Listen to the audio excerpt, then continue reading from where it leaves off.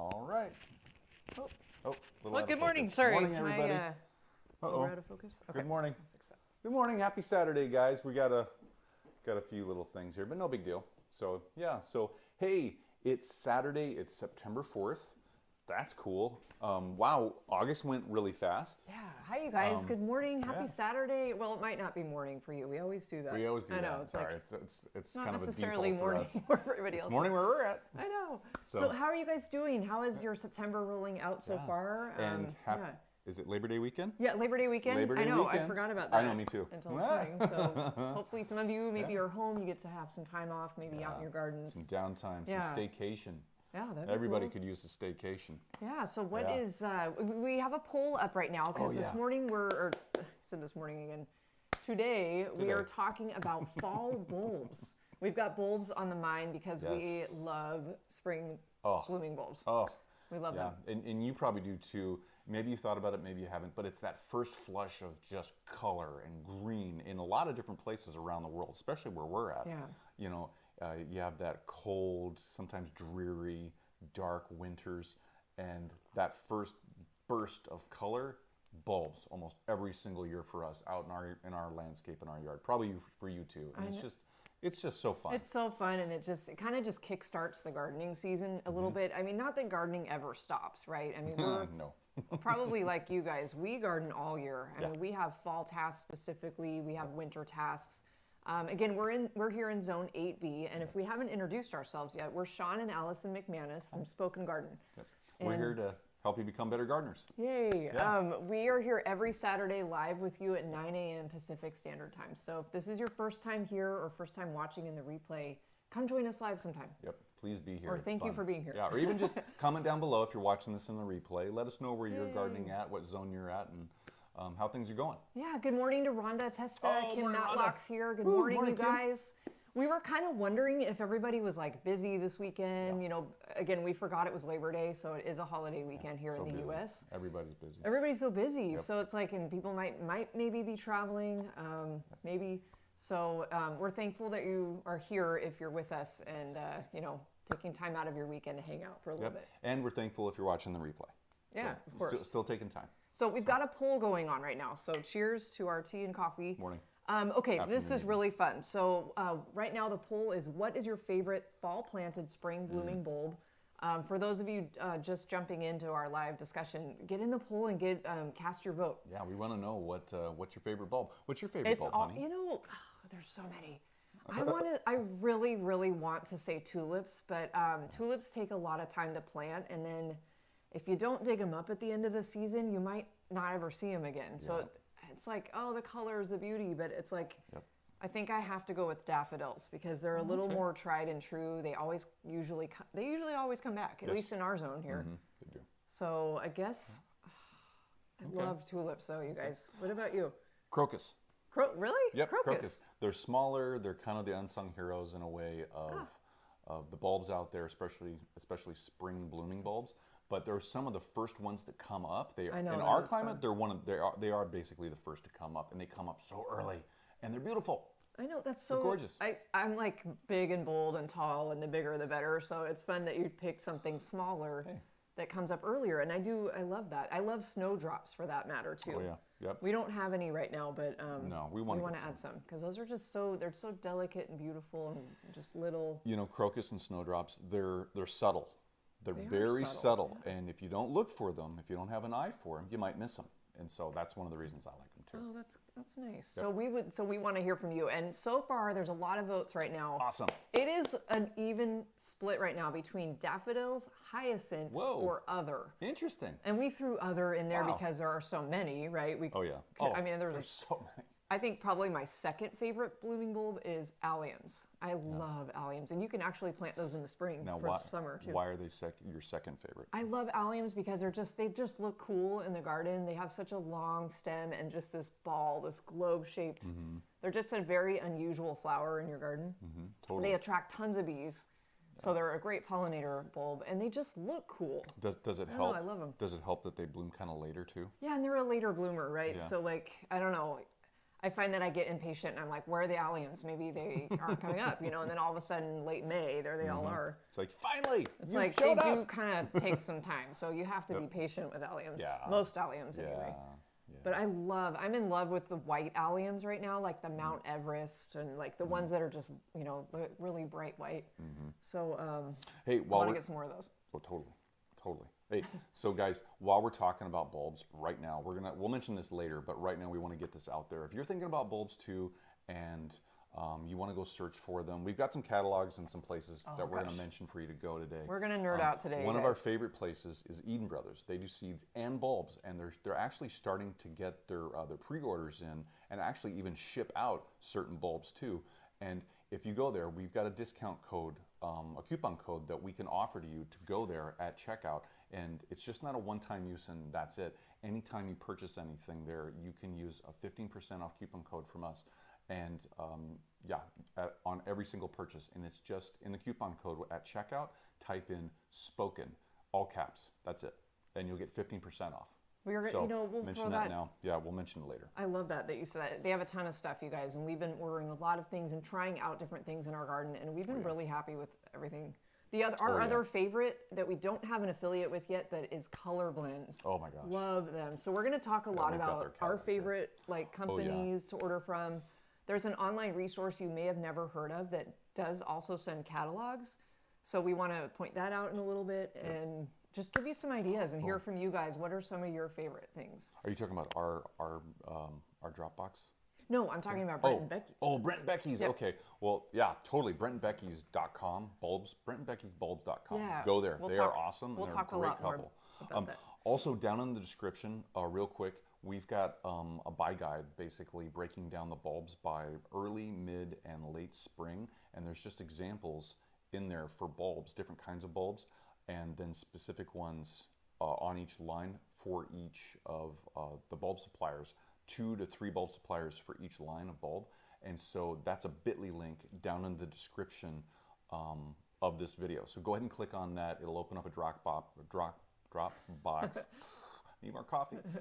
It'll open up a link and you can just look at that. It's a PDF and you can go and click on those links and it'll take you right to those bulbs. I know, we were figuring that would be the easiest because we want to just show you all this stuff and give you all these things online, but it's impossible to do it during this live. So I like that. There's so much. Together. There's so much. Thank you for organizing all of that because that's. Hey, she put together all of the slides. There's a lot of slides. You guys, we got to warn you. There are a lot of slides today, and we're going to try to go through them quickly because we get excited. We want to show you and talk to you about inspiration and design ideas and too many bulbs. But Allison did a great job on these slides. Oh, I appreciate that. I just wanted to say that. There's a lot. Yeah. So, okay, there are a ton of you chiming in the chat. We got to say hi to everybody. And I love that some of you are talking about college football. I love that that's coming up. Apparently, is this the first weekend? Oh, wow. We don't watch it. So we've been so busy. We've been so busy. So, okay, now some soccer is coming up. So we've got Jennifer T. Good morning, Jennifer. Delphina, we are so happy we've missed you. And she said that she's so excited. There's no practice today, so she gets to watch us live. Sweet. She said she feels like she's missed the party. Oh. So we've missed, your presence has been missed as well. Thanks for being here. Thank you. Yeah. Cheers, Real Jingy. How are you? Real Jingy. We hope you're doing really well. Haven't heard, or it's great that you're here. Yeah, Kim said it's kickoff day. Roll Tide. Roll Tide. Oh, man. Football. Okay. We know what some of you are going to be doing after you're out gardening, right? Hey, I'm just going to say, if college football, go Cougs. He's a Coug. I went to Western Washington University in Bellingham and here in Washington State. We had a football team, but it wasn't, actually the games were very fun. And then they canceled the whole football program. So it was kind of what the hell? Yeah, it was a bummer. And then I was kind of like, do I vote for you or go for UW or Cougars? I don't know. She goes for Cougars. I was like, I was a softball player. So I was like, whatever. Okay, so good morning, Sharon LaFay. Thank you for being here. Stromy53 is here. Hey, morning, Stromy. Dottie, Elsie, and Nins says watching in Manchester, England. Oh, yay! Cool. We're in England. Right on. Woo. Good morning to you. Or actually, it's good afternoon to you. We will be very clear with that. Maybe. Yeah, good afternoon. Oh, it's probably afternoon. Good afternoon. Almost. G, good morning, G. Hey, morning, G. G, we have a huge apology for you because we are looking at your pruning saw. Yeah, your price. We have it, and we're shipping it soon. We're so sorry. We were trying to organize boxes, and then we got behind. We actually, there's so much stuff, and We're sending it's you such a lot size. of stuff. It's going to be really fun. We couldn't find a box that would fit everything, so we're sorry, buddy. We're so Sorry sorry. about And then that. we got Yeah. really backed up this past week. So we're, it is It's on its way. definitely coming to you. This week. Like In the mail. soon. Totally. Okay. We're so sorry. So, okay, you guys, so we got to get going into our stuff because we have a lot to talk about and we can't wait to hear from you guys. So at any time, if you have any questions, comments, suggestions for the group, any inspiration about fall planted bulbs that you want to share with all of us, definitely drop it in the chat at any time or leave it in a comment if you're watching the replay. Yep. Any challenges, any successes, We would love to hear. shout out, let us know. Oh, this is going to be so fun. Yeah. Okay, Totally. so, and I'm sorry, I'm checking on the poll now. that's I'm cool. like, I The love poll, seeing the their poll. polls. Gee, thank you for understanding. He said, no worries. Let's see. We've got, in the lead right now for our poll is daffodils. Awesome. Okay. So, and tulips are on the list now, but they're in fourth place. Interesting. Huh. I wonder if you guys feel about tulips like I do. Like I love them, but it's like they might not come back. So it's kind of like, oh, all that work, and then you have to kind of redo it every year. They're basically sold just for that one pop of color every year. A lot of them are. And then, yeah, they're used as annuals, a lot of them. know, and that's now, such a bummer. There's some Darwin hybrids. There's yeah. Darwin hybrids out there, and they're a specific type of tulip. They're more of a perennial where they do come back. They do multiply. Hopefully. And yeah, and it depends too on your local climate and how much water they've been getting, if they rotted, if the soil drains, if the soil has any nutrients in it. So many variables. Critters too, because the critters love the tulips, so they'll eat Yep, them. I know. Squirrels and voles and Yeah, but so the Darwin hybrids for the tulips are the perennial types, or they're bred for a perennial type of tulips. So check those out. so beautiful. Yep. Okay, let's move on. We've got a few, just a couple questions that came up from the audience from YouTube this past week, and then we'll dive into our presentation about bulbs. Okay, so first question: how to harvest zinnia seeds? Coming from Catherine Liu. Again, the video. Thank you, Catherine, for Thank your you, question. Catherine. So she asks, my zinnia flowers have started to dry, but the stalks are healthy. Do I let the plant be, or what happens next? Awesome question. And What do I do? And I can't remember if we went through this on the video or not. And this was from How to Harvest Zinnia Seeds, SGD 192. So that was last year. That was our daily series, which a lot of you probably, we were able to connect with you through that series. Totally. Yeah. Yep. And that was during quarantine when we started that, and then it just progressed into just a daily video That was we a lot did. of work. So yeah. It was fun though. So for your question, Catherine, basically, if you're seeing the seeds, if you're seeing the actual flowers on the long stems of your zinnias starting to dry out, they've completely withered, and you're seeing those balls in the center, or just the center of the maybe not balls, but the center of the flower, and it's all starting to dry out. The stalks might be perfectly fine. The leaves might be green. Go ahead and cut those stems. At least cut the heads of the flowers. Cut those flowers off. Because they're pretty much, if they're already dried out, they're pretty much ready to go. They're just they're, done. They're right? ready to Unless harvest. you're going to harvest. Well, yeah, they're ready to harvest. If you want to let them dry out a little bit more and you're not really sure about it, or it's kind of iffy on top of the flower, there might be some sponginess still to that center of the flower, but the rest of the flower is withered. Use your own judgment, but basically you can cut that stem off, hang them upside down, or lay them down somewhere in a nice, dry, dark place, and let them completely dry out, and then they're ready to harvest. So yeah, that was a great question. That's a really good tip too, and then once you cut the flower off for the drying, you don't need the stalk, right? You can just You don't. you And can let it be, but yeah, it depends on your process. If you need that stalk, if you need the stem on the flower to kind of keep track of it, true. if you're storing it in a certain way or laying it somewhere and you might not see it otherwise without that long stem, leave the stem on. It's not going to hurt anything. I mean, it depends on your time too. If you're like Yeah, rush for time, totally. it's not going to hurt anything just to leave them. Yeah, not at all. Not at all. Yeah, That's cool. But great question. Thank you, Okay, Catherine. hope that answers your question, Yeah, Catherine hope so. Liu, and let us know if you need a little more help with that. Totes. Yep. Okay. Okay, next question on, this was our Agastache Hummingbird Mint plant chat from last year. Raggedy Ann 722, love that name. My hummingbird mint has gotten very large. Can I split it to make other plants? Should I put it back into the ground or into pots? And then I live in Illinois Zone 5. So thank you for that info. Yeah, That's helpful. Yeah, thank you, Raggedy Ann. Yeah, appreciate that Raggedy Ann, zoning. that's cute. Yeah, I know. That's a fun name. This is a great... Hummingbird mint. Yeah, so most hummingbird mints in general are hardy from zones 5 to 10. So they have a range, and that's super great because in your zone, in zone 5, it's definitely colder than our zone, which is 8B. And so, but you can still grow it. Obviously, it's doing really well. It's huge. Congratulations on growing such a huge Yeah, plant. those are beautiful. Yeah, So I good can't. too. I can't wait for ours to get big. I know, Ours I are want. still, and they're only about a year old, maybe a little over. So to answer your question, to split them to make more plants out of a hummingbird plant. In general, hummingbird plants grow off a single stem, a stalk. They don't grow off of a crown per se with multiple stems or buds coming up. And basically, a good example of that, look at your hummingbird plant, hummingbird mint plant, and it's got that single stem coming up from the root and from the roots in the soil. Compare that to a Shasta daisy that grows over a crown and has many stems coming up out of that crown. So those are different, and the Shasta daisy, because it has that crown, it has all those buds and those stems coming up. You can divide that, literally cut that whole crown in half, and now you've got 2 plants or 3 plants, however big your Shasta daisy is, and how many pieces you take out of that. For a hummingbird mint plant, it comes off a single stem, so you can't really divide the plant like you would divide or do division on a Shasta daisy. What you can do with the hummingbird mint plant is take stem cuttings, and we would highly recommend that you do that. Yeah. Now, is this the right time of year to do that? I'm actually not sure. We haven't done that yet. We haven't researched that yet. We should though. It'd be fun. It'd be great to do it. I want more of that. If you want to try it, go ahead and try it. You should totally try doing stem cuttings. We're big proponents of going on our doing list. stem cuttings. Oh, she's making a list. Yep. I always make a list every live. Plants to buy, things to do. So what you can do if you want to try out the stem cuttings, look for semi-hard but softish types of wood, and that means the newest growth on the plant, and hopefully it's not flowering. You're going to have stems on your hummingbird mint plant that are flowering. You might hopefully have some that aren't.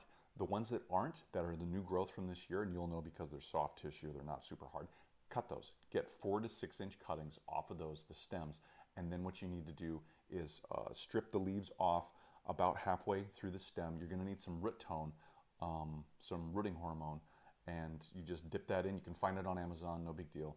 And then you dip it, and then you stick it into potting soil, and just water it. Treat it like you'd treat your regular plant, where it dries out between waterings, and treat that stem cutting the same way. But if you can, keep that.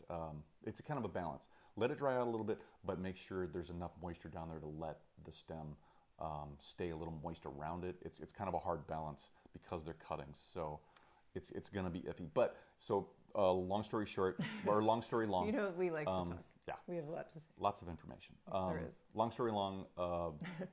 Don't do division on your hummingbird mint plant. Do stem cuttings. I love that. And hopefully that helps. Oh, pots. Yeah, well, if you take stem cuttings, they should be in pots anyway. Yeah. Don't plant them out once they root. Don't plant them out right away into your garden until next spring, especially if they have a good root system. But make sure when you plant them out that your threat of frost is passed and the soil is workable. Really good tips. Wow, that's totally on our list. Hopefully that helps, Raggedy Ann. I know. Thank you for your question. Yeah, let us know awesome. If you need any more help with that, and good luck to you. Yeah. Totes. Okay. And last but not least. Last question is a bulb-related question, but Yay, just a different bulbs. season. So Becky Dunn has a question about elephant ears, which, okay, so the question is, will elephant ears grow inside? Yes. They That's will. so fun. They make great house plants. They do very well inside. What you need to do is make sure that they get bright. You're going to put them in a pot because they're going to be inside. I know, we should do that with some of ours, right? I know. Where would we put them? We'll find a home. That is never a problem. Space is always an issue. No, it's not. So Becky, basically, yes, bring them inside, put them in a pot, give them bright but indirect sunlight. And so what that means is you're going to have a window, and it's getting direct sunlight in for a good portion of the day, maybe half the day if possible. But from that window, the sun's coming in. Don't put it in the direct sunlight from that window. Place it off to the side, just out of that light. There's going to be that shadow that starts where the light comes in from the window, and you have that shadow where the light doesn't hit. Put it right on that line, next to that line, just inside of that, or just outside of that direct sunlight, and keep it there if you can.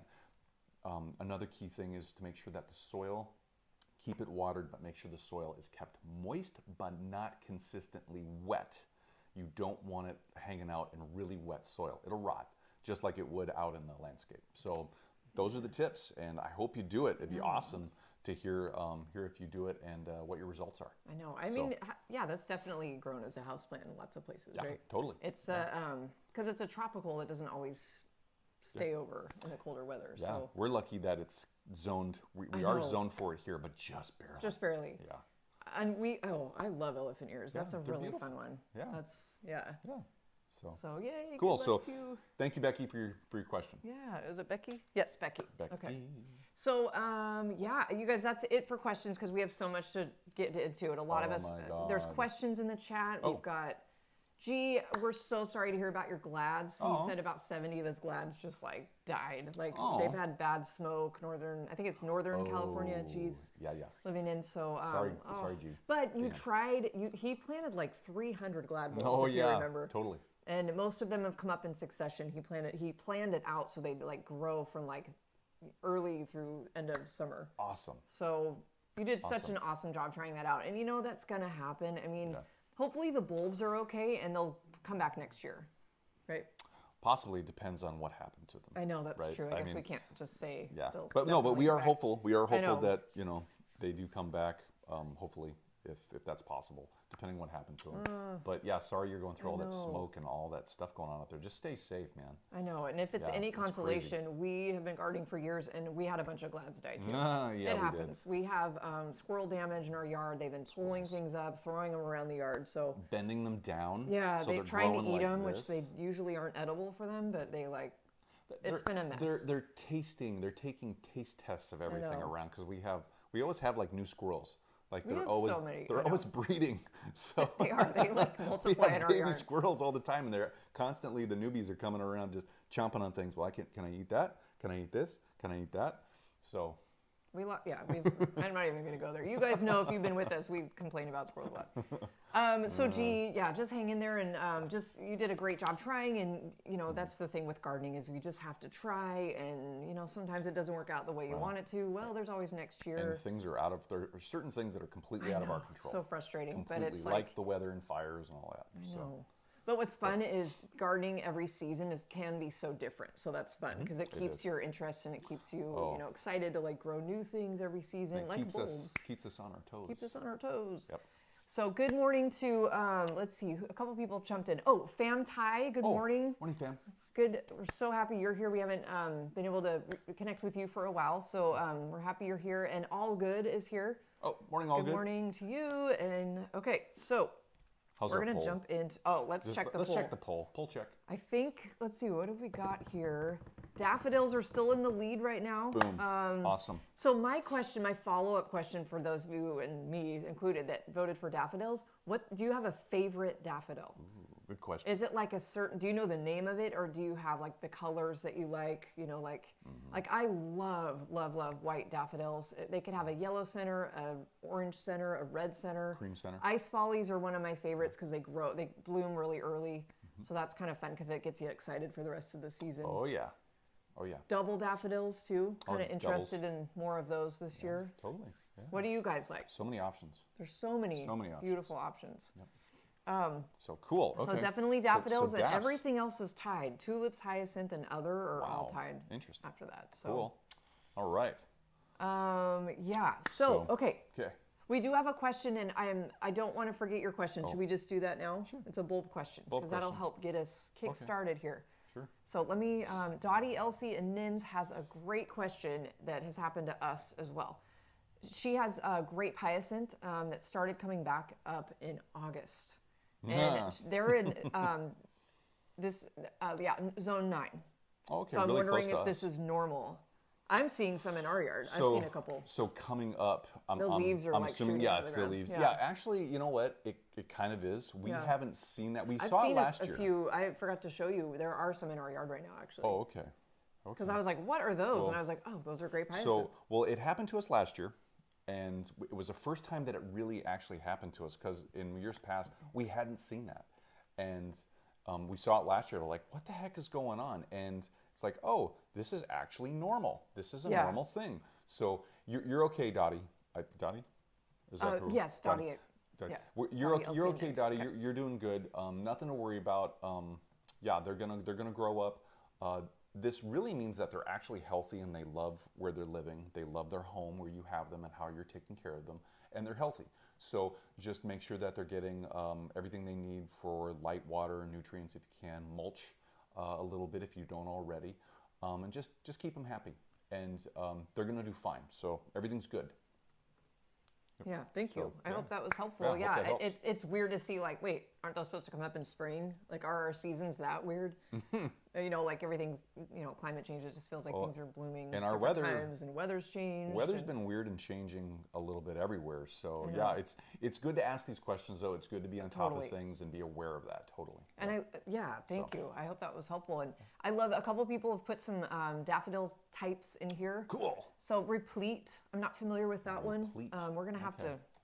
It's going on the list. It's going on the list, guys. Gonna have to look that one up. And then Fam said this will be my first time planting daffodils, which is awesome. You're gonna be so happy with them. Yeah, you're gonna really be happy with them. Not sure if I'm gonna pronounce this right. Delnesha. Was it? Have you ever heard of that? Where are we looking? Right here. Sorry, I'm gonna show him in the chat here how it's spelled. Delnesha. Delnesha. Definitely gonna have to look those up. There's so many. I would say Delnesha. Oh, Delnesha. I'm really saying it totally wrong. Hey, Ah. potato, potato. We're gonna look that up later. Tomato, tomato. Yeah. So I hope you guys have fun with. I don't know what he just said, but we're just gonna move on. But You're really bad gardening. okay, jokes. well, I see. It's all the time, so I just kind of block him out after a while. It's just kind of like It's pretty funny. Sean said something, but no. Aww. I love your jokes. Keep them coming. Thank you. Keep them coming. Those of you joining us now, because we've had some newer people kind of popping in the chat or popping on. We're talking about today's topic actually is fall planted bulbs, specifically like ideas, planning, right? Inspiration. And to design, help you, design ideas. help you prep a little bit, help you plan, give you some ideas about what you might need to do in your garden before you even pick up a catalog, which this is really cool. I've already one. picked them up. Yeah, well. It's too late for me, but save yourselves. Oh gosh. Sean will help you. Yeah, we'll help you. We'll help. I know, we'll but help you. it's so funny, you guys. We'll tell you a little bit more about that later. Our styles are a little different, so I'm learning so much because I immediately go shopping. That's probably maybe some of you as well. Like I immediately just buy things, bring them home, or buy them online usually. And then Sean's like, well, where are those gonna go? So we always find homes. We do. We eventually do. We always do. Yes. But sometimes I need to tone it down a little bit. Okay. I'm gonna let Sean. Oh, we're going on. We're moving on. Starting. Okay, here we go. So yay. Now, so bulb intro. We wanna introduce just our topic today and kind of give you a little once over here. So, but we want to kind of excite you too. I know. So this first guy right here is just here. Hold on, we're gonna be in the shot here, but we're gonna come up above. I'm looking up Fam's bulbs really quick. Okay, so here we go, guys. Oh, here we Bear go. with me while I Love do those, this. Fam. Oh, she found them. Those Okay. are gorgeous. Those There are we going go. on our list. I've Okay. actually seen those. I didn't know what those were called. So thank you. Thank you, Fam, for telling everybody and us. Delnesha. Delnesha. I said it wrong, but it's like a double daffodil with a peach center. It's white with a peach center. So of course we have to add that. Ooh, pretty. It's gorgeous. Yeah. Kind of Okay. peachy orangey. Okay. So getting into it, fall bulb ideas and planning. Don't these pictures just look beautiful? They're bright. They're bold. We have on the left here. We've got some hyacinth mixed in with some daffodils. Love that so combo. So there's that dark. That's so beautiful. A dark purple, almost a blue, a royal blue maybe. And then you got the bright yellow, just the traditional daffodils. Isn't that beautiful? And that is gorgeous. Gosh, it makes me even excited better about if you. spring I already. know, me too. And man. even better, and we'll talk a little more about this later. But if you can find those bulbs and really match them to when they bloom in the season, like are those most likely are both mid-blooming kind of spring bulbs, right? Yep. So they're going to pop up at the same time. sometimes we plant all those things and then the tulips come up first, and then you're waiting forever and something else comes up later and you're like, wait, I wanted that all at the same time. That's not how it always works. Well, yeah, and we're going to get into this a little bit later, but you need to think about also, you know, your heights totally. and, you know, your groupings. Are things going to get shaded out because the tall bulbs are in front of the smaller bulbs? Oh, yeah. So, and this is a good example right here too of the daffodils and the grape hyacinth, hyacinth. They've got the hyacinth. They're smaller. Love It's those. just they are smaller. These at least are. And so the daffodils are still in there. They're taller, but they're actually sporadically. They're not grouped so close together that they're blocking them out. There's just one here, two here, three there. But they're letting in that light. So this is just one idea. We're going to get into this in a I bit, know. but this is exciting. We could just keep going. This on is and so on. fun. So, excuse me. And then in the middle there, we've got a mix of tulips. Those are some Darwin hybrids, I believe. beautiful. Those came from Eden Brothers, I think. Gorgeous. And then, of course, on the far right, daffodils. I know. So that We yellow want them all. center, that almost that We orange. love them. Ooh. And So 43% of you love daffodils, so you're gonna love. We have got a lot of pictures that's to awesome. show you. So Hey. right off the bat here, showing you these pictures, trying to get you kind of jazzed up a little bit, talking about some different things. We want to ask you, you know, what are your favorite spring flowering bulbs and why? I mean, we So kind of, that's we've got basically the that- poll. We've got that here, but why? Why do you like them? You know, we just want you to think about it. Talk about it in the chat. Let us and everybody know why you like what you like. But it's important to think about that because you can, you know, we can go off and just say, well, I like that and I like that and I like that. But why? It's important because I mean, it creates the uniqueness for all of our different gardens, and it actually speaks to us as gardeners themselves. So, yeah. I know, and like we were talking about at the beginning of the show, like I like daffodils because they come back every year. You know, it seems like you're putting the time in and it's going to be worth the investment. Yeah. But I mean, secretly, my favorite bulb is tulips, but because they're so colorful, there's so many beautiful sizes and forms, and you know, just the textures, yeah, the colors, the types and, of flowers. I and, love them. Yeah, the petal margins and the shape. They're and, gorgeous. Oh, Oh, my double gosh. tulips. Oh. Oh my gosh. Yeah, they are gorgeous. And then there's the fringe tulip petals. You know, they got that fringe, that fluffy type of fringe on the top of them. Amazing. Amazing. Yeah. So anyway, so just think about that. Your favorite bulb and why. So with that, let's go into the next slide here. So how to begin. So you're thinking about bulbs, you're thinking about, hey, I know I want to plant some spring flowering bulbs in the fall. But before you pick this Keep up, those away from me. Yeah, stay away. Don't go to these yet. Don't even pick them up because you need to look at a couple things. And first off, you need to know your zone. You need to know your hardiness zone because, and this is important because not all bulbs will grow everywhere. They're basically bred to grow in specific areas that they're hardy in. Now, you can grow them, and I should preface this, they won't grow everywhere as a perennial. You can't keep them in the ground everywhere, but you can grow them in a lot of different places, but you have to treat them specifically different if they're not hardy in your zone.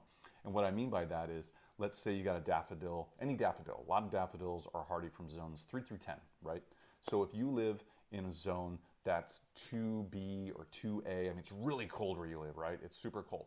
Well, you need to think about what you're going to do with those bulbs if you live in a colder zone than what they're zoned for, because they'll die.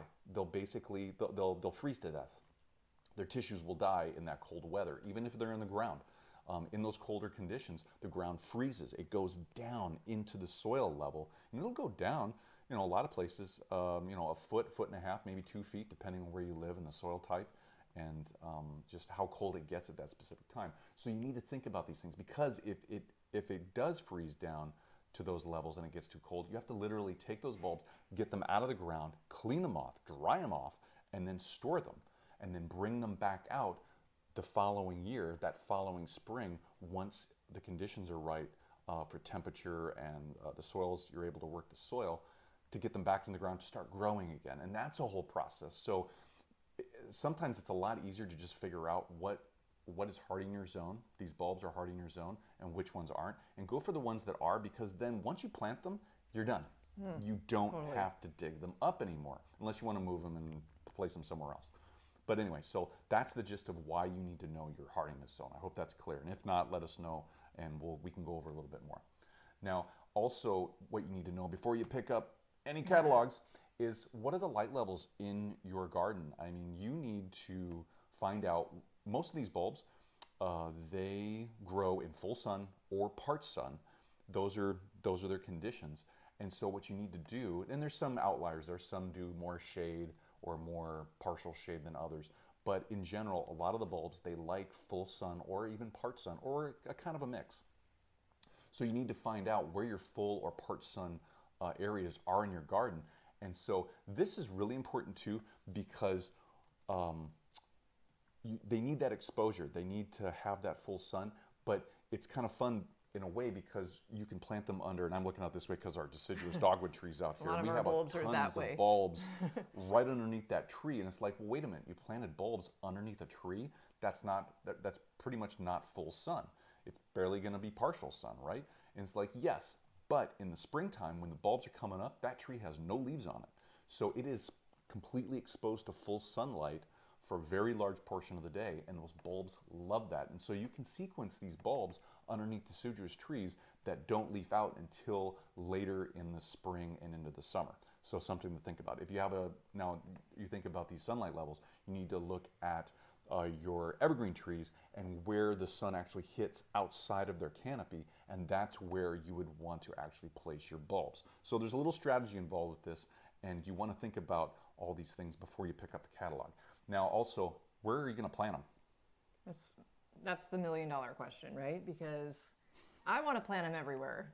That's just, well, and we have some new growing areas this year, yeah, so well, I'm excited. I'm giving her, I'm kind of doing this because I'm giving her a bad time because in my mind, I want to figure out where the available space is before we plan to buy anything. Because if we don't have the space, in my mind, we don't need to spend the money. We don't need to spend our time going after this stuff. See, and I disagree, and Kim Matlock agrees with me. So I have at least somebody behind me here that we like to shop. We like to find things that are pretty that we like, and then we find a home for them. But that's not the best way. This is the problem we've gotten into in the last couple years with not only bulbs, but plants. Because I'll just keep coming home with new plants, and Sean's just like, where are those going to go? Anymore, I don't see it as a problem. It's just a challenge to figure it all out. This is, it's a great challenge. It's not a bad problem to have, right? No, not at all. Not at all. So, kind of getting through things. So yes, so space available, that's a good thing, because if you plant them too close, they're too close to other plants, they're actually going to compete for sun, water, and nutrients and space to grow their actual roots in the soil. If it's too compact, if it's too clustered, if it's too dense in the growth, it's gonna stifle their growth. They're not gonna grow as healthy, they're not gonna grow as tall, and if you do that, you're more than likely going to have to add a lot of nutrients to the soil with fertilizing, and you're going to have to do some soil conditioning more so than you would have to do anyway. So just some things to think about before you pick up a catalog. Now, the soil condition is important too, because a lot of the bulbs don't like to be set in really wet soil or sit in water all the time or wet conditions consistently. So you need to make sure that your soil is not compacted, it's loose, it's fluffy to a point, and it has nutrients in it, and it drains really well. Otherwise, if it doesn't have all those things, it's going to be a detriment to your bulbs. Now, a lot of the bulbs, they do get a little tough, they do have some toughness to them, but over time, if you don't have the best soil conditions, it's going to hurt them over the long run. That's true. Okay. Wait, before we go on, there's so much fun stuff going on in the chat. So I'm trying to keep up with you guys, but sorry if we missed any questions, by the way. If you have a question about bulbs or anything related to what Sean just talked about, really good info, just drop it in the chat. Cool. So, okay, a lot of people jumped in. Mark is here. Hey, Mark. Rhonda's here. Rhonda Testa. Let's see. Rhonda has a question, though. Let's go back. I know I saw that. She was wondering, when do irises bloom? She was thinking of planting some, and she's in zone 5. So irises, there's so many different, there's like quite a few different types of irises. There really are. I can't think of Kinda all of them right now. depends There's like at least 3 different kinds, maybe 5 or more different kinds. Fall planted. I personally love the bearded irises. Bearded irises. They're lovely, they're beautiful. They literally look like the flower has a beard. So for your question, Rhonda, of course it depends on your zone. It's going to vary for depending on the bulb too, right? Yeah. It's going to be anywhere from what, probably mid to late spring? Mid to late, yeah. Usually there might be some earlier blooming varieties out there, but for the most part in general, it's usually mid to late spring. Now, but that will be dependent on your zone. It'll be dependent on the year and how much, how warm it gets, how fast.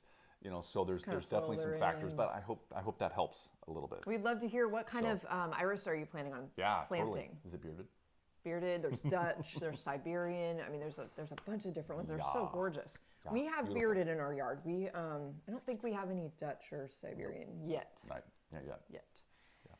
Okay, great question though. And G had an awesome question for us. Cool. He was wondering if we were considering doing another lasagna bulb planting video. We'd love to. We did that for a live last year. Yeah. If you guys maybe happen to see that or not, like we had alliums. So we definitely had alliums. From the bottom, we had alliums. I think we daffs or tulips? I forget now. I think it was tulips. Tulips. We did do tulips. Yeah, and then there was either anemones. I think it was anemone blonde. Grape hyacinth. Yeah, you're right. I think we did anemones. It was the windflowers. Yeah. And windflowers are cool because you can plant those any time of year. I mean, mostly they're kind of a fall planted bulb, but they actually can be planted in the spring. They can be planted late summer. There's, in general, anemones. It's so hard for me to say. Anemones. Once you plant them, you can actually get them to flower at different times of the year in their growing season. They're growing whenever they can grow and the weather's right for them to do that. You can manipulate them a little bit to, once you plant them, that's when they grow. So if you place them in the ground right now, in the fall, well, maybe not right now, but in the fall, they're definitely going to bloom kind of between early to mid spring. But if you plant them in early to mid spring, they'll flower a little bit later. If you plant them in mid to late spring, they're going to flower a little bit later. They're really cool plants. So depending on when you plant them is when they're going to flower, and you can stagger it, and they're really useful that way. That's so cool. Yeah, it is cool. And G, we added that's going on a new video, upcoming video list. Maybe we'll do that for a regular video, not a live, so that way we can really get in there and show you some tips and whatnot. Totally. So awesome. Lasagna bulb planting. So the question is, what should we plant? Make me hungry. Sorry. Wow. It's like food, Lasagna. Let's see. So, I asked Mark what some of he said he loves bulbs. He loves them. So I asked him what his favorite bulbs are in the chat here, and he came back with Dutch iris, daffodils, crocus, tulips, lilies, hyacinths. Wow. Awesome. But he said edging out Dutch iris, maybe anemones. Those are pretty cool. Okay. Awesome. So he said I don't plant mine. Yeah, they grow best here, planted in the fall. So definitely. Yep. Totally. So let's see. I mean, there might be some other things. I love that some of you were giving each other some tips back and forth, different ideas and stuff. Awesome. So that's cool. We love to see that. So okay. So moving forward to the next slide. Okay. This is kind of fun because we were thinking based on the slide that Sean was just talking about. I got it. I think following on me. All right. We thought putting that into or applying that to two very popular spring bulbs, blooming bulbs. We've got tulips and daffodils. We have two different types specifically and where to find them, and then just some quick cultural information. So for example, and I really love these, by the way, they're Apeldoorn Elite. Ooh, these can be found at Eden Brothers. Look at the coloration on those. They actually remind me, the name those are makes gorgeous. Me think of apples anyways. Yep. But they do look like a certain kind of apple out there that has all those different colors on it, and it's just beautiful. Those are really pretty. So they are a Darwin hybrid. Woo-hoo! So what we love about those, we mentioned, is like Sean was explaining, that's a tulip that's been bred to be perennial, hopefully. Mm-hmm. They're more likely to come back year after year instead of expending all their energy the first year and then nothing for maybe a couple years after that. Yep, they're bred for longevity. So we like that. Yep. So they're zone 3 through 8, so that's pretty good range. Big range. They're full to partial sun, so that gives you some more options for planting. And they really need well-draining, nutrient-rich soil, right? Yep. All tulips. Totes. And then Ice Follies, one of our favorite daffodils. These are found at Color Blends, and I believe BrentandBeckys.com also have them. You guys, I hate to concern you, but there are places that are starting to sell out of a lot of bulbs online. Yeah. It's happening again. Yep.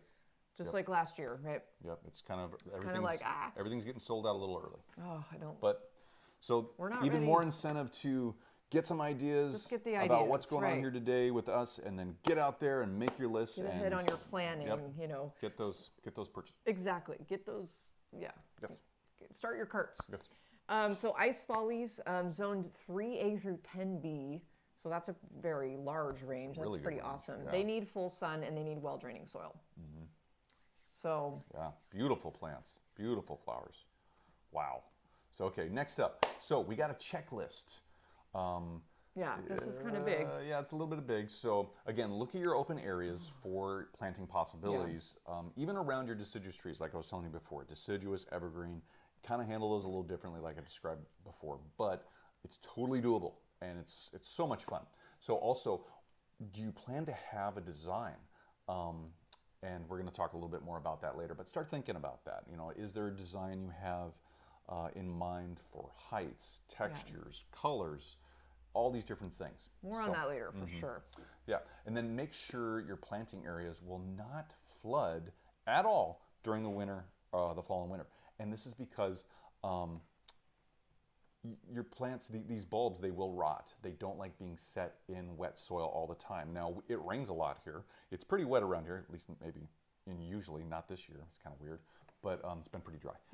Very dry. But a way to do this is to make sure that you don't have flooding areas around your garden where you're going to put these bulbs and where they're set for the fall and winter, is to make sure that they have well-draining soil. If you can't do that, or there's some issues with the soil drainage, go ahead, put in furrows of gravel, put in That's a good drains. idea, yeah. You know, you can put in little cells. You can drop down, basically make cavities in your soil down below, fill them with gravel, and then put the soil over the top of it. They act like little wells to take the water, and it goes to those places, and it takes the water away from the bulb area around that soil. So there's a couple different ways you can do that. Yeah.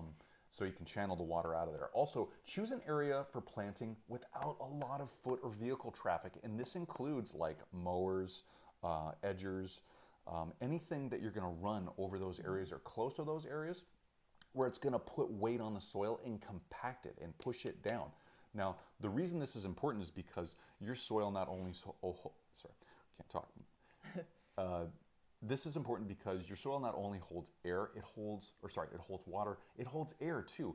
And when you compress all those areas in the soil that hold the air and water, it makes those spaces where the air and water are tighter, smaller, and it makes it harder for the air and water and even nutrients to move through the soil. And it also makes it hard for the plant to grow in those areas because of that compaction and how hard it is for the air and nutrients and water to move to it, to move through the soil to those plants, to their roots, to take it up. So try and keep your plantings outside of those high traffic areas at all possible. Yeah. And also to keep it less compacted is to put mulch down. Put mulch down. So, and we can talk about that later if need be. Yeah, definitely. Now, next up, choose an area for planting without. Oh, that was what I just talked about. Yeah, we just did that one. Check your soil. Make sure it drains and does not flood. Again, good drainage. Not a lot of water standing or sitting in that soil for very long at all. Very important. So now, Okay. Now we get to go to the bulb catalogs. Now we get to go shopping, and we wanted to share with you just some of our favorites. And we would love to hear, what are your go-to bulb resources? Do you just go to the store and find things and just kind of come home? Do you order online? Yeah. Yeah, totally. We've got catalogs. We've got some online resources. Oh yeah, and if you want, we've got Color Blends, Brent and Becky's online, and then also Eden Brothers. Eden Brothers, yep. Check out our free cheat sheet, our little sheet down below in the description of this video. It's a Dropbox link. It's just a PDF one sheet of where you can find specific bulbs for early, mid, and late spring from all three of these bulb suppliers. So it's down in the description. Go ahead and click on that. I'm going to throw that link in the chat right now cool. as well. Good idea. Just need to grab it. Good idea. So what I have here is I've got Brent and Becky's. They're out of Virginia, and I think it's Gloucester. Gloucester. Gloucester. Yeah. I can never say that right. They're out of the East Coast. They've been doing this a long time. They've got a lot to offer for bulbs. They do and actually it's fun too because they offer the bulbs in a very small quantity, down to like 5 bulbs per purchase or per bulb. And so not everybody does that. Color Blends might have 1 or 2 that do that. Eden Brothers, maybe But Brent and Becky's, they have a lot of options to choose from, not only for the bulbs, but also the quantities.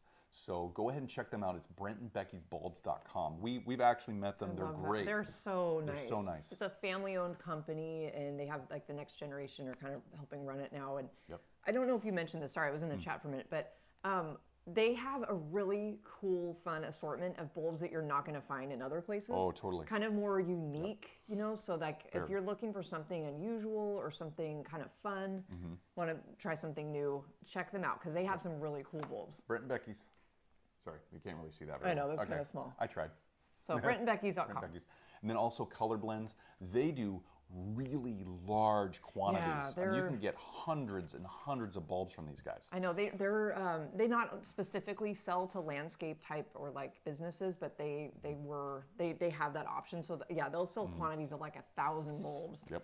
So but all the way down to like probably 25 is their lowest minimum quantity. Yeah. Some bulbs go down to 5 or 10, but it's kind of a 25 or larger. Yeah, you want a mass of bulbs. You know, a lot of them, color blends. But can I just mention, Color Blends has gorgeous selection. I mean, they have some amazing bulbs, and everything we planted from them last year came up beautifully, just huge. They lasted a long time, so we were real happy with their quality. Yep. And we don't have the catalog here for Eden Brothers, but EdenBrothers.com. Yeah. Oh, well. Go to EdenBrothers.com. They have a lot too. They have a huge selection too, and we really like their bulbs as well because they're great. They've lasted a long time in our yard. We have a lot of Eden Brothers in our yard. And not only these fall bulbs that we're talking about today, fall planted bulbs, but like elephant ears. Our elephant ears are from them, and they're doing great. Dahlias, all our dahlias came from Yeah. And why we kind of talk about Eden Brothers a lot because they have a lot of selection, but we also can offer you a discount. Yep. So at no cost to you guys or to us, I mean, it's just a 15% off for you, off your entire order. Yep. Just when you go to checkout at Eden Brothers, just type in Spoken. Yep. You already mentioned this, but and it's Spoken, on the screen too. All in one word on the coupon code line. Yep, at checkout. Yep. So at least you save some tax. Yeah. So that's good. So okay. So is that everybody? I think so. Well, okay. There's other places to go. So yeah. Here's Brex. We haven't bought from them before, but they had some awesome bulbs in this catalog, though, that I have not seen in other places. Yeah. So there's some beautiful ones. I have so many pages marked in this. I know there's a lot of beautiful. Ooh, pretty. I know. Irises. Hey. They have a lot of irises. There's some irises. Lots of irises. So that's Brex.com. Brex.com. Dutchbulbs.com. So they're really well known. MichiganBulbs.com too. Oh yeah, they have a ton of stuff. Yep. And of course there's who's up north here for Skagit Gardens? That's not Skagit Gardens. I feel bad now. Oh, Floret Farms? Floret Flowers? Yeah, I don't know if they're Floret. Selling bulbs right now. They kind of took a step back because of COVID. The pandemic, yeah. Because they didn't want their employees at any risk of doing. Tulip Town. They might sell some. Yeah, things online. tuliptown.com. You guys probably have resources all over. Yeah, we have to mention the local. I know the locals are fun. We have a lot of tulip and daffodil growers in our state. Totally. So we feel very fortunate to be able to go visit these huge festivals they put on. We haven't been able to in a while because of COVID, but they're amazing. Yeah. So hopefully that happens in your area too. Whatever source your favorite source for bulbs is, go check them out. Yeah. So, wait, before we move on, so the other option would be in stores, maybe your local garden centers. You know, they always have bulbs. Oh, yeah. Costco, you guys. We just picked these up for $12.99. So a lot of you have bought these type of bulbs from Longfields before because we've talked about them. What did we get here? We have it's a mid-spring bloomer. It's 50 Narcissus. These are Dutch Masters Fortune. So they're a mix. They've got the yellow petals and then the yellow center, and then they've got the yellow petals and the orange, the dark orange center. One. That's pretty cool. So it's a mix of those two in this, and we've got 50 of them. 50 bulbs for $12.99 at Costco. Yep. So that's pretty cool. We like deals, you know. And then we also got some tulips. These are also spring blooming, so we're really excited that these will bloom about the same time, and we have some ideas for these for where they're going to go. This is World's Fire and Oxford's Elite. So these are we liked the colors. We thought that would look really bright and fun in our yard. Beautiful. I should probably hold that up closer. You want me to hold? So you guys. So those Costco, Lowe's, Home Depot, everybody will start having bulbs. They're out there. They're everywhere. Yeah. You can find some good deals sometimes. I know. Okay.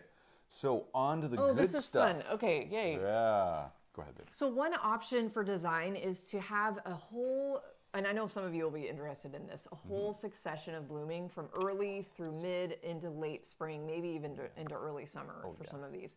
So if you plan it right and you get an assortment of bulbs, you can have just like a flush of growth all season.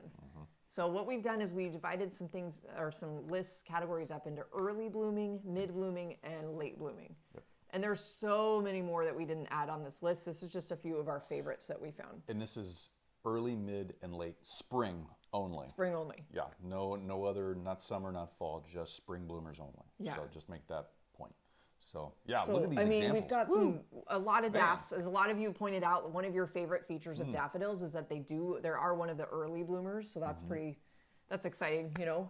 Crocus, one of Sean's very most favorite. So actually we have a crocus in the lower corner there. It's a large flowering blue moon mix from Eden Brothers. Look at that. Look at all those colors. I love the Oh, yellow. I love that. It's just everything pops. Yellow crocus, that'd be really fun. I love the tete-a-tetes. Yeah, tete-a-tetes. Those are those mini daffs. You guys they're might see beautiful. those being sold. They start selling those in like February at most garden centers. They come force out them. very, very early. They're forcing them, but you know. They're cute. But they're beautiful They're just plants. tiny little daffs. You know, we've bought them a couple times over the years. I think we bought some like 3 or 4 years ago, and we've got them out in the front yard, and they did really well in a pot. We had them in a container. I kind of forgot about them. Over the last couple winters, they keep coming back, and they're doing fine. They're really hardy. That's why we love daffodils, right? They always come back. And they usually naturalize, they spread. So let's see what else. We've got ice follies, and I know we've talked a lot about ice follies. That's such a beautiful one with the white and the yellow center. Wood hyacinths, those are gorgeous. They almost remind me of Spanish bluebells a little bit. They are related a little bit. Because they are in the same family, aren't they? They are. Yeah, but they just grow. They grow really big, really wide, and some of cool. them get tall. Some of them get up to 3 or so feet tall. Really? Yeah. There's certain We're gonna varieties have to that add really. that to our list. Early blooming. So Our list yeah. is growing. Oh, there's just so many options, you guys. Now these are just examples. We're not even really skimming the surface. know. We're skimming the skim of the surface on this. There's so many options and so much available. So just for early blooming spring bulbs. I love that. And we have more listed on that sheet that we linked. There's a bit.ly link in the chat right now. Maybe I'll pin that to the top of the screen. Oh, good idea. Yeah. So everybody can see that. And just this is where we're taking our examples from. So we just couldn't put them all on the screen. But you can click on the links in that PDF and it'll take you to that bulb supplier for that specific bulb in that specific part of spring. So that's why we made that. So you guys can just go directly there and look at those and a whole heck of a lot I know, more. there's so many. So There's so many. I know. So let's move on to mid blooming. Now, wait, we already left. Again, this is kind of an idea for you for design for having like a season of blooms. You could start with ice follies and then come into mid blooming. Yeah, maybe some ice follies with some tete-a-tetes in front of it. Oh, that'd be so cute. Yeah, and then of course you would need to put in the crocus, and you would have those outside of that because usually the crocus come up first. They're really early. Actually, in our yard too, it's kind of a dead heat almost between the crocus and the tete-a-tetes. Oh, that's true. They do kind of come up around the same time. And the tete-a-tetes are a little bit taller than the crocus, so if you want to do like a border of those and then something taller behind it, and then do like a mid bloomer, like after if you want. But there's so many ways to design with bulbs. It's so much fun. It's endless. So, all right. Okay. Mid-blooming spring bulbs. We got some really great. Oh, we're a little on the big side here. Sorry, guys. So let me go. I love those tulips. We've shrunk. We're shrinking. Okay. So mid-blooming spring bulbs here. We got some tulips. These are so beautiful from Brent and Becky's. These are the Elsenbergs. Those are gorgeous. And it's just a mix of different hues of white and pink. Oh my God, those are just gorgeous. They just look so luscious and full. One thing that's so fun about tulips that if you've noticed this, they close up at night during the cooler weather or lower light. It's really cool. And they open up really wide in the sunlight, in the if they got enough light, I guess. So next year, if you've never noticed that, track it. It's really fun to watch. Crocus do it too. What a beautiful characteristic. It's so cool. That's so unique. That's so cool. Next up, we got some grape hyacinth muscari, and these are beautiful. These are from Eden Brothers. You can find these at different locations, and there's a lot of different mixes of these. Not only these solid colors, but there's on the blooms themselves, pretty. they'll graduate in colors from that dark purple, almost royal blue there. They'll graduate to even a lighter type of purple, even to maybe even a white, even a pink right at the tip top of those flowers, of each spike of those small little flowers, those bells. So there's a lot of different options out there just for these. It's really cool. You know, I really like grape hyacinth. They're such a unique shape in the garden. They're a little bit shorter, you know, than like your daffs and your tulips, but they just, if you plant them in a wide like swath of bulbs, they'll just provide like this huge just ribbon of color. They really will. And you know, in some climates they might actually start spreading a little bit more than you might like. So be aware of that. That's if they true. really like where you planted them, if they really like their new home, they could spread to areas where you might not want them to go. So just be aware. Yeah, good point. Yeah. And then last but not least, we've got Pimpernel color blends from Color Blends here. It's just beautiful. And again, it's that classic yellow petal up there with that center cup. It's kind of a lighter orange. It's not a dark, Kind of a fringy. yeah, it's not a bold orange either. It's kind of a lighter type of orange center. Just gorgeous. Wow. Really pretty. Yeah. You know, and again, that's just, there's the majority of probably spring blooming bulbs will kind of bloom mid-season. So, I mean, you've got a lot of options. Yep. And it's going to depend from year to year. It's going to change from year to year, you know, when your early spring starts and when it ends, and when the mid-spring starts and when it ends, and then also on to late spring. You know, from year to year, at least for us, it gets a little variable, and it just changes a little bit each year. Sometimes spring starts a little bit earlier, sometimes it starts a little bit later. So keep that in mind also when we're talking about, you know, early spring and late, or early mid and late there. So moving on to late spring, you've got some amazing flowers that you've probably been waiting all season for, like your alliums. Alliums are going to be a later season bloomer, and you will not be disappointed. I know Kim mentioned she really wants to try growing alliums this year. You won't be sorry. They're awesome. Kim, basically see here on the screen, we've got the alliums purple sensation, in dead center. The picture there. Picture those in those large globes of flowers. Picture them completely pure white. And that's one of the options you have for the alliums. They're gorgeous. And by the way, guys, the white ones sell out the fastest. They're already sold out, I believe, on Eden Brothers, the Mount Everest. There's another, what cultivar, or like another variety. Of the purple? Of the white. Oh, the white. I can't think of the name right now, but. Yeah, I wonder if they have a gladiator white, because the gladiator alliums I think they do. Huge. Gladiator, yeah, they're ginormous. mostly purple, I believe, and they're like as big as your hand. They're like giant. At least they're humongous. There's so many different ones. There's, you know, Brex. One thing I was very impressed with, and Mark mentioned that he loves Brex. He definitely has had a lot of success there. Awesome. So Brex has some amazingly beautiful alliums that have different shapes and forms than just your normal globe. They have some differences. So if you're interested in growing something that still kind of has that globe shape, but maybe a little bit different kind of look to it or texture, check Brex. Awesome. And I think Brent and Becky's actually maybe have some kind of cool ones as Definitely well. worth a look. So cool. Love those. Yeah. Those are flagged in here. Then also as a late bloom spring bulb, the Spanish bluebells, just gorgeous. Now these up here on the far right of the screen, it's from Color Blends. These are kind of a lighter type of purple, almost blue. The ones we have in our garden, they're a lot darker. They're a lot darker, but they're similar. They're the thing with Spanish bluebells is they definitely spread. So you want to contain them somehow. This is something that we've run across. Like if you've seen, we had a Spanish bluebells plant chat, and so we were able to show that was like last year, I believe.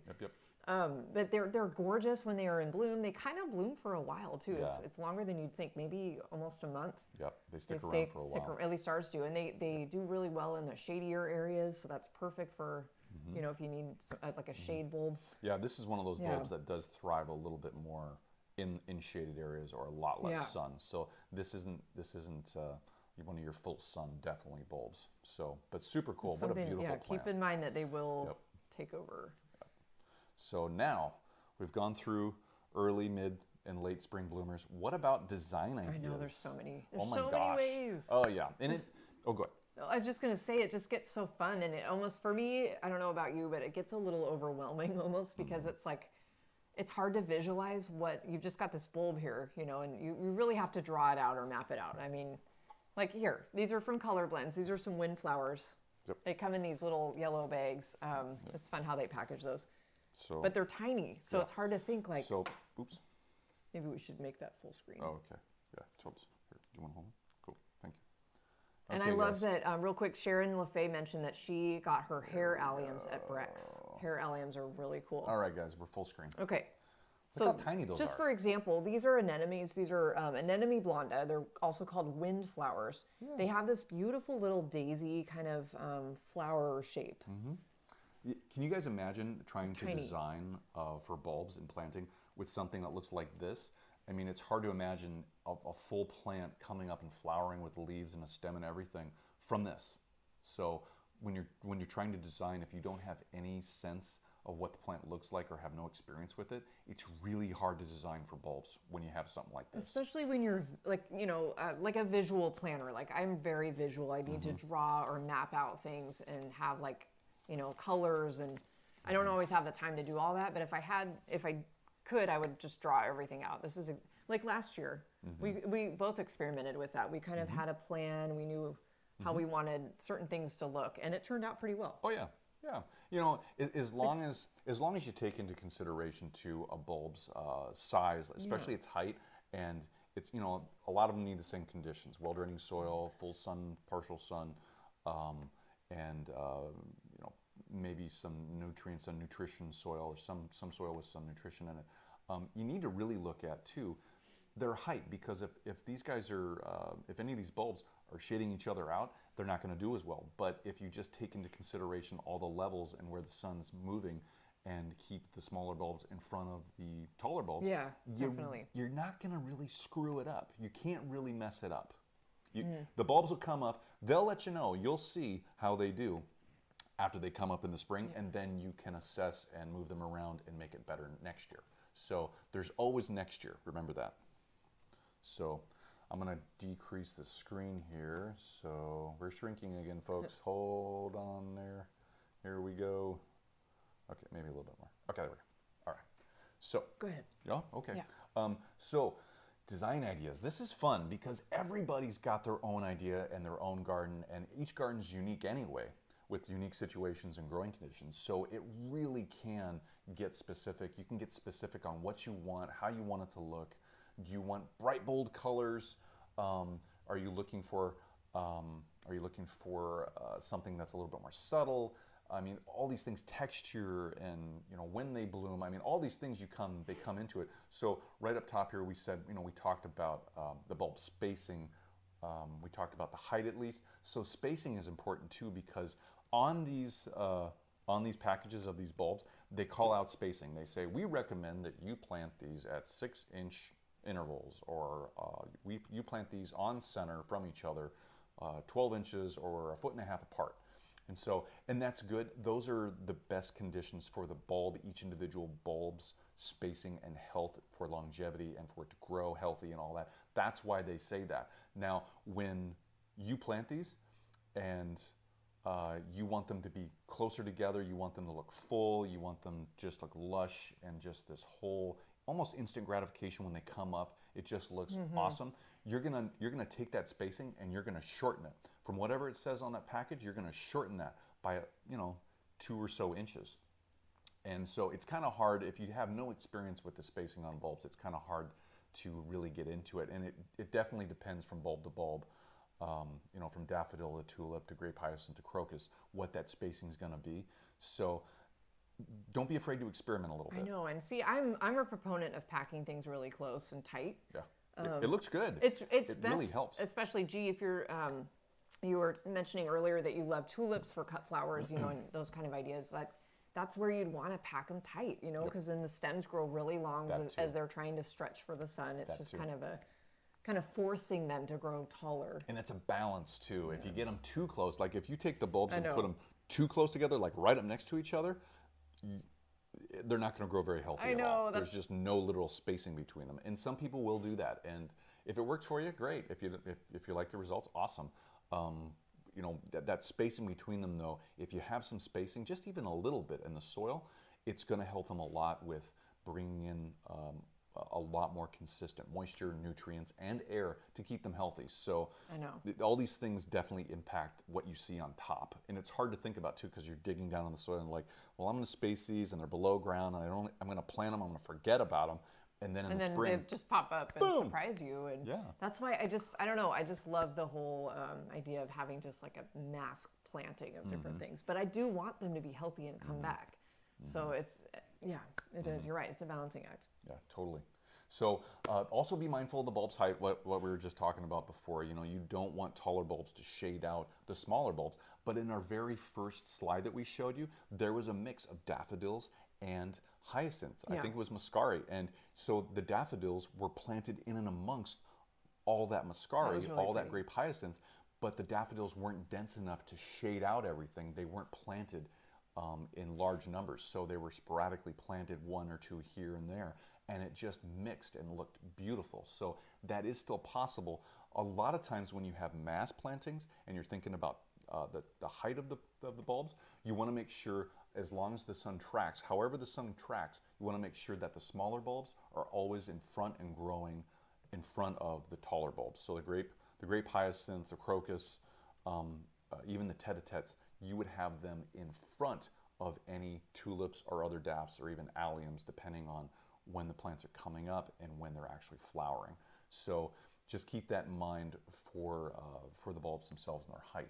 Now, this is something that's I've always found really interesting.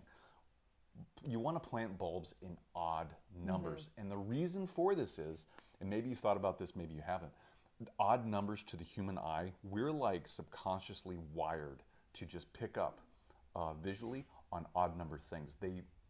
We pick up on it a lot faster. It's actually pleasing to our eye. They've done tons of studies on this, That's not cool. only for plants, It makes sense. but for all different kinds of design features in houses and buildings and landscapes, and even for clothes or whatever. The odd numbers are what draw our eyes. So the even numbers, they're okay, and sometimes you can't really help that. Sometimes you're going to have so many bulbs, and you got to plant a cluster of the bulbs. Happens every year to us. Yeah, in an even number, it's okay. But go for those odd numbers if you can, because that's really going to make your landscape and those bulbs pop. So, and then We like odds. yeah, Yep. oh yeah. And so lastly here on this slide, planting combos. So yeah, if you want to plant in the combos like we were talking about, look at that height, look at the spacing. Definitely take into effect the bloom time of each plant. If you want to have a cluster and combinations of bulbs that all bloom at the same time in the beginning of spring, early spring, then you want to pick plants. You're going to want to pick these bulbs, obviously, that bloom during that time or in that range. They're not all going to bloom at the same exact time for sure, because they're all just a little bit different. But if you can get them to bloom around about in that same time frame, that's going to be awesome. So I love that. yep. Now, this is kind of an interesting one. I guess I'll jump in on the last one here. Sure. Planting combos of bulbs that will like help protect each other. Yep. So if you're new to bulb growing, there are critters that will go after certain bulbs. Yep. There are things that they'll leave alone. So for example, let's categorize, okay, so squirrels, voles, maybe even mice, deer. Deer. Yeah. They will go after tulips. They'll go after what? Crocus? Do they like crocus? No, not crocus. Crocus is... Muscari. They'll go after grape hyacinth. The grape hyacinth. Yep. There's more I can't think of right now. They'll else? try out the alliums. Yeah, they They'll have try in them our out. yard. Yeah. But for sure, they go after those bulbs. They will Yep. dig them up and actually take chunks out of them, like bite them. Or So eat them completely, Or like our completely eat 'em. tulips. Tulips are very, very scrumptious to these little guys. I know but daffodils they won't touch. Nope. They are poisonous. Yep, they're actually poisonous. And same with crocus. So you can do some interplanting with tulips, maybe like with daffs ringed around them, and you can get creative. You can find ways to protect your bulbs, and that's funny that we're talking about that because we actually have a product in development right now for bulb protection. So that's a couple years out probably for us, but we're really excited because this is something we need. Yeah. So we know that other people would need it too. Yeah. So there's some creative ways you can like interplant, certain bulbs to kind of protect other bulbs, if that makes sense. Yep. Yep. It's Right? it's always Yeah. good to do that, and plus once you mix them in, they might flower at the same time as each other. They might flower one after the other, or it could be something's going to bloom in early spring and one of them will bloom later in the spring, So you like could- much yeah, you later. could kind of, But you'll still have them around. And what Yeah. happens is the reason this works is because, like for squirrels, they'll go in. If you have tulips and daffodils planted together, they're going to go. They're going to find them. They can smell. They can dig. They can find them. But what they're going to do when they find the tulips, they're also going to find the daffs, and they're going to get a little sick. So it's going to deter them. They're going to think of that. It's like, well, I don't want to come back here and eat anywhere in this area again because I got sick. So there's that kind of basic protection with them. You might get a little damage, but it's well worth it because they won't eat all of your tulips then. yeah, that's, I mean, it's worth a try, right? If you have some problems with that. Mm-hmm. Real quick before we go on, I just saw this, so, and I apologize if I missed anyone's questions through the chat or within the chat. But Sharon LaFay was wondering, any tips for digging up and moving bulbs? It depends. Good question. It depends on the bulbs. Well, it and depends. can I also want maybe a follow-up question? Are you moving them now because you need to, or are you storing them for the winter type of thing? Like, do you need to get them out of the ground, or are you? It sounds like digging and moving. Yeah, that could be part of it too. It sounds like Sharon, you're asking about digging them up and moving them, these fall planted bulbs that are going to flower in the springtime right now. And you can, if the bulbs are going to be planted. So let's say you have tulips in your yard and you want to dig them up, or daffodils, and you want to dig them up. Yeah. You want to dig them up right now. You can do that, even though they've already died back down to the ground. Way before this past spring. Yeah. Go ahead if you know where they're at. Yes, you can dig them up now. Plant them like you would if you just gone and bought some new daffodils and you're going to bring them in and plant them this fall. If you have them already in your yard, this is a perfect time to definitely dig them up, move them, replant them, and get them ready for the spring. She followed up and said they spread, so I want to thin them out. Yeah, totally. Daffodils and crocosmia mostly. Definitely right now. So, and 2 different seasons of bloom, so that's fun. Yep. Well, we have, Sharon, it's funny you say this. This is literally what we have to do as well. We have a video planned soon because we need to thin out like multiple containers. Yeah. Multiple. Oh, yeah. I think we counted at least 7 or 8 containers that we need to like thin out because they're not even barely growing. We had a really light bloom season this past spring, and we were like, oh, they're packed in there. Yep. There's no room for the roots anymore. Yep. So yeah, we're going to do the same thing, Sharon. We're going to actually dig them up. We're going to replant them somewhere else right now because this is a great time to do it. So yeah, go for it. Yeah, I know. That's definitely super awesome. So great question. Thank you. So What next do we have? up, Oh, design ideas. Okay, so this is just kind of the end of our presentation because we kind of went through, different like a checklist, things you should do before you plant, before you even shop. before you pick up a Before you catalog. pick up a catalog or get online like I am and creating carts everywhere, you really should make a plan. Yes. And you are teaching me, and I thank you for that because I'm impulsive and I want to find things, but I got to dial it back a little bit. But make a plan, find your space, find the light, think about where and how things are going to grow and sizes and everything. Yep. Then go shop, kind of see what you need that matches, what you're looking for. In your zone. In your zone. Yep. And do you want early, mid, or spring, or late spring bloomers, or all season bloomers, like succession. And design ideas. Planting in odd numbers, we didn't get into like the ideas of planting, like these pictures are going to show just like borders and edges, and sometimes they call them rivers, of just color or swaths. Yeah, you might see some plants, some pictures of these Love these plants from especially like large landscape areas, and they just have literally, like Allison said, they're like rivers of color, and they just meander, and there's just levels of them. There's just different colors, sections, and if you're going to do that, that'd be beautiful and be awesome. And so here's some examples of those right here where they planted actually some tulips, and it looks like a mix of tulips on the left-hand side of the screen there, right in front of, it looks like some boxwood I know hedges. those look like boxes. Yeah. We've got, actually, if you look, I didn't know if I pointed this out to Sean yet. Miss Confection. It's a tulip blend from Color Blends that we actually have in our yard, and they're gorgeous. We highly recommend them. So beautiful this spring. So beautiful. Wow. And I love intermixing those with a white daffodil. Though that just looks beautiful. Definitely. Yep. And then over here on the other side, on the right side, you've got these pure white daffs. Oh, those are gorgeous. And then you've got the grape hyacinth, the muscari, right in front of it, and you've got them in clusters. So they planted probably 10 to well, sorry, 11 to maybe 15, haha, odd numbers, Well, in bunches and groupings of these bulbs, and this is what they got. This is the result of that. that's so cool. Yeah. So just some ideas for you. These all, did we mention, these all came from Color Blends. So they actually have this, if you go to the colorblends.com website, they have obviously all the bulbs you can buy, but they also have a lot of resources. They have a lot of tips, really good learning resources. Yeah. They have a whole drop-down menu of just inspiration. And you can kind of just play around there and just see, look for design ideas that you like. Yeah, we used that We used actually that a lot. last year. Yeah, we did. Before we, well, after we bought. After we bought them, of but course. we did use that, and it was beautiful, and it was really well laid out, super easy to understand, lots of great ideas. It's a great resource. So we really appreciate that. Yep. So here Oh, I is love all another these. side. Okay, now I kind of fell in love with this. Again, this is a tulip, so it's kind of like, but this is called a black tie tulip blend from Color Blends. I'm talking about the taller. We're actually kind of right on top of the picture. We there. are, but it's on the left-hand side there. Okay, I'll move They this have a over. blend of white and kind of such a darkish maroonish tulip that it actually looks black. And I think that is just gorgeous. There we go. Okay. Look at that. Oh yeah, that whole swath is just beautifully planted, perfectly planted. Look at So that. pretty. Yep. And then on the right-hand side there, we've got daffodil precocious with tulip blend orange squared. I have orange So- squared in our oh my cart gosh. right now.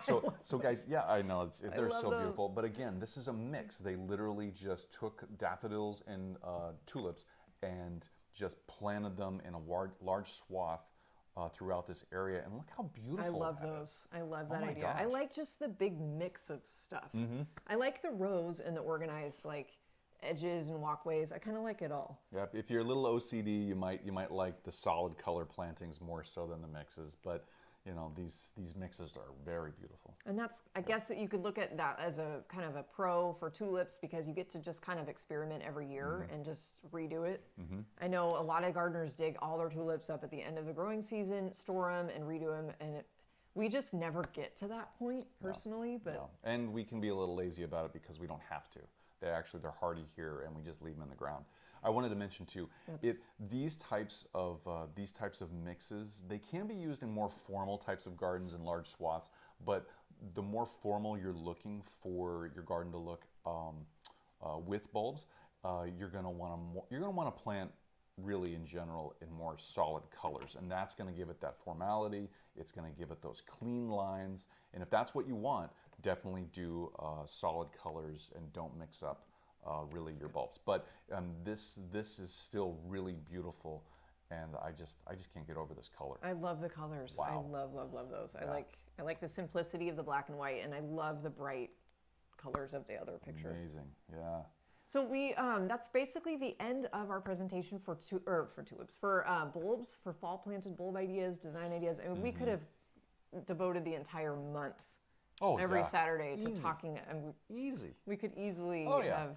I mean, there's so much information out there. We just encourage you to have fun and experiment. A lot of you are talking in the chat. You're really excited about just trying different things. We threw a new question in a poll just to get a little feedback from you guys because we want to make sure we're being helpful and useful. So if you could let us know yes or no if this episode was helpful. Did you get some new ideas? We would love to hear back from you about that. Yeah, great question. And those of you that are new to our channel, we love that you joined us today. Thank you so much. Don't forget to subscribe and make sure that you're here with us every Saturday because we have such an awesome community that jumps in every Saturday and we talk about really fun topics. Yep, fun questions, a lot of good suggestions, a lot of helpful people in this group. So definitely keep coming back and keep talking. I know, we love hearing from you guys. And before we jump into some other things, we wanted to show you a couple things. So we have some tools here. yeah. We've got some bulb planting tools we wanted to show you. Now, this is the old tried and true bulb planter. It's just a manual, push it down into the ground. You just push it down on the ground, and it's graduated. It kind of comes down, it narrows down here, so once you push it down, you can pull it out, and it pulls this chunk of soil out, and this is basically for to plant one bulb. So you just push it down, bring it out, dump it, and then you can place your bulb down there and then place it, orient it, and then get that soil back on top of it. So these are cool if you're just doing single plantings. This gets really old really quick and tiresome if you got to do it repeatedly, like I think this is 50 to 500 times. Not fun. kind of like- but it's useful. You're right. It's the tried and true. very and useful. I like that about it. I like that Or- there's a ruler on the side too. It's kind of used, so it's hard to So see. what we bought last year, was it last year or the year before? Couple years ago. Couple years ago. Power planter. This is a bulb auger. These are awesome. This is like a big drill bit. This is so cool. Let me get They this have open. all kinds of different lengths of these. We find that the one we have is fine, but some people have lots of different lengths available. Now this is the auger. This is actually the auger that goes in a drill. Yeah, it's on here in the box. 3" by 7". Nice. It's 3 inches wide, 7 inches long. So you'll be able to make, if you just go straight down with it, you'll be able to make a 3-inch wide hole, and you'll be able to go to a depth before going down past this point where the drill is on, down to 7 inches. You can go down further, but you're going to run the risk of getting dirt inside the gears of your drill. But this is super cool, and we put it on. You might have seen other people use it, but we put it on a battery-powered cordless drill, and it works really well. And what we'll do actually is get it on here, and we'll use it. And here's this is fun. Power tools, toys. So what we'll do is oops, I didn't get it on there. We don't want that to happen. No. So basically what we do is we'll take this and we'll go down, but then we'll move this around when it's down to the depth we want or down low enough, and we can start moving it around. That way we can break up with this a whole area of soil to get it nice and fluffy and get it really ready for the bulbs to go into it.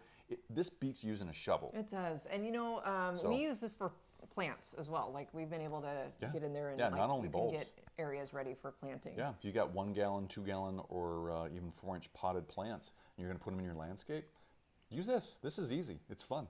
So again, this is a bulb embedding auger from Power Planter. We'll throw a link up, I guess. We can show you the one that we have, and you can look around from there. Oh, and there's so many different ones. There's lengths. Here, I'll grab that. They've got them. They're like 4 feet long, so you can basically, you don't even have to stoop over and bend over or get down on your knees and do this. You can just stand. You can be in a standing position and just zzz, zzz, zzz, zzz, and you're done. So, but make sure when you use one of those, the longer this is and the wider this is, the harder it's going to be on your drill and its motor. So keep that in mind. So, but that's fun.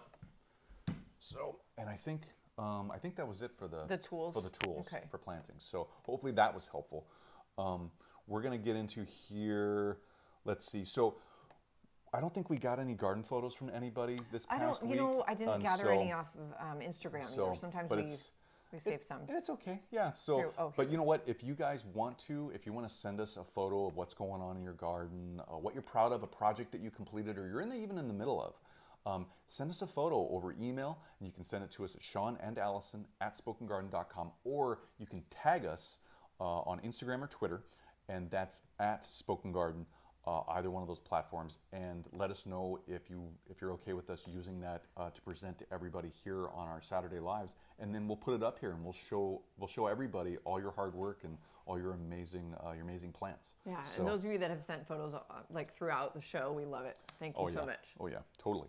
So with that, we're going to get into what's growing in our garden. We've got just 2 slides. Sorry, we had so many slides today. We have we want to share a couple things growing in our garden, mostly dahlias, the whole top row. We love our dahlias this year, and we've had a lot of fun just admiring them, taking pictures of them, cutting them, watching them grow. Yeah, that's been a lot of fun. Yeah, the dahlias up there, that whole row of dahlias, that whole top row. Beautiful. And there's so many more. They're also different too. We were really experimenting this year with different forms of dahlias, and I still want to add more next year. Yeah. So totally. Cactus dahlias, that's on the list. Yeah. That lower row there, we just did actually a plant profile, a plant chat I know. yesterday, and it's chiclet orange Esperanza. Now this is the trumpet bush, commonly known as the trumpet bush, or just Esperanza. This is a specific plant from Proven Winners. And if you go to provenwinners.com, even if you just type in the search on the top of the screen, Esperanza, as it's spelled there on the screen in that lower left-hand corner, it'll bring up this plant. It's chiclet orange. It's a beautiful plant. It's actually, the genus is Tacoma, which actually, it's spelled a little bit differently than our Tacoma, Washington, but it's still pronounced Tacoma. And so that was fun, and we were so happy to get that plant. So this is a plant we actually chatted about yesterday. So if you missed that or you want to know more about it, check out that video from yesterday that we released. And I have to say, I'm so sorry we got that out so late. So we sorry, apologize for that. Sorry. It was, Yeah. It was kind of a late one for us. We didn't timing was want just that not to the happen. best. Hey, in that lower middle picture there, we've got our autumn joy sedum. It's just starting to open I up love now. that. I know. The pollinators are just flocking around it. It's so beautiful. And then also in that lower right-hand corner, our portulaca. That was beautiful. This is just, you guys, this is a brand new plant coming out next year. We're trialing some new ones. This will be available next season, and it is awesome. Yep, and now this is so planted. pretty. This is planted in our new terrace area in our backyard, and it's right up against the actual terrace wall, the block wall there. So it's getting a lot of full sun. It's a full sun location, but it's also getting residual heat that rock wall is accumulating over the daytime, and then it's radiating it back out during the nighttime when the sun goes down. And so that portulaca is loving this location. It's like tripled or quadrupled in size already. It's fun to, it's definitely. So that's what's growing in our yard, just a taste of what's growing in our yard. And now, so with that, if you have any questions about that, let us know in the comments section there. I'm going to move on to upcoming lives now. Yeah, this is, okay, So this is we fun. definitely need to talk to you guys about We got to planning. We did some planning this last week, and we got some great topics coming up here. So first off, September 11th, it is going to be, that Saturday will be our 1-year anniversary for our lives, and we are so excited. So we're actually amazed ourselves that we made it a whole year doing lives. Well, and we used to do our lives on Wednesday afternoon. yeah. It was like Totally the forgot about weirdest, that. most random time, but I don't know why I think it worked for our schedule at that time. Yeah. And then we're like, why are we doing this on Wednesday night? No one's able to join us. It was hard for everybody. Let's to move come, to so. Saturdays. Yep. So And here we are. here we are. Yeah. So after that, we're going to be September 18th. It's fall gardening ideas and inspiration. So that'll be fun. Like not the bulb side of things. I mean, we might mention bulbs, let's be honest, but we're going to talk about decorating and container ideas and porch decorating ideas and just whatever comes up. Yep. That's going to be fun. September 25th, that Saturday, it's going to be 5 tools or products to make your gardening easier this fall. And that is thank you to Kim Matlock for that this suggestion. Thank you, Kim. Yeah. We're excited about that. Now we might. Okay, sorry. October 2nd. I didn't show Sean that I threw this one on there. This might just be an audience Q&A, but I have a feeling we'll probably change it to a different topic. Okay. Yeah, maybe TBD. I wanted to make sure. But that's fine. Audience Q&A is fine. Those are great. Those are fun. Fall. Yeah. There's so much to talk about, so we might come up with an idea. Oh yeah. So that's what's upcoming, guys. And you guys, next, like Sean said, next Saturday is our 1-year anniversary, and we are coming up with some ideas to make it fun. We'll see what we have time to kind of put together at this point, but we were going to say come wearing some festive gear and celebrate with us. We might have some goofy hats on or something. Maybe. I don't know. We'll Maybe see how not. it rolls out. But we might actually be outside for this live because we're going to be planting a new fall container. Yep, and that's how we started out our lives. We started it out in our backyard, being live in our garden, and so we've progressed and we've come inside to do the lives. Inside, but being outside is so much fun because we're it. literally in our garden with you guys. It's just very noisy, so we hope we want to do it though. So I think next week we're going to be in a different location, same time and everything. But weather permitting, but it should be. I know if it's raining and whatnot, we'll just make a really small container right here. Yeah, totally. We'll just improvise a little bit. But we hope to see you here next Saturday, 9 a.m. Pacific Standard Time, to help us celebrate our 1-year anniversary and kickstart fall a little bit, even though it's not technically fall for a little bit. Yeah, but it'll be good. It's feeling like fall here, though. We're having the cool, crisp mornings here. It doesn't really get warmed up until about mid-afternoon. Or later. It feels like fall. Yeah. So. But yeah, guys. Hey, you know what? Thanks for being here today. You. This was such a fun time today. We got to talk about bulbs. We got to talk about some different things going on with all you guys. This was great. I have a whole new list of bulb ideas to check out from you guys, so I appreciate that. I love the Delnasha, I think it was, the new daffodil that Fam was going to order. Thank you for that suggestion. So we've got some fun stuff. Yeah, we hope you guys got a lot of new information, got maybe some inspiration, some planning ideas from this episode today. If we can help with anything or just any questions or anything, let us know. Yeah, let us know. Yeah. I know we love hearing from you guys, and we're just so grateful and thankful for all of you that show up and hang out with us every Saturday morning. It makes our whole weekend. It really does. It's so much. We just enjoy it. We look forward to it every week. So we just really thank you.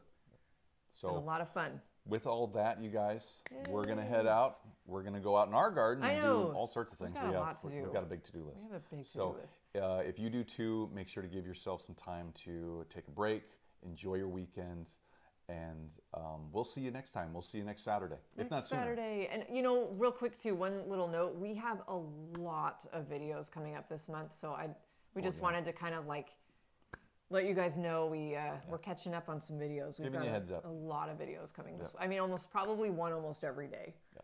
We have so much to talk to you about. We were like, how are we going to do all these? Well, let's just do a whole bunch of videos. Yep. So we're excited. So, yep. Heads up on that. Heads up. So thanks again, guys. You guys are great. Thank you. Have a wonderful holiday weekend, and we'll see you next time. Yep. See you next time, guys. Bye, everybody. Bye-bye.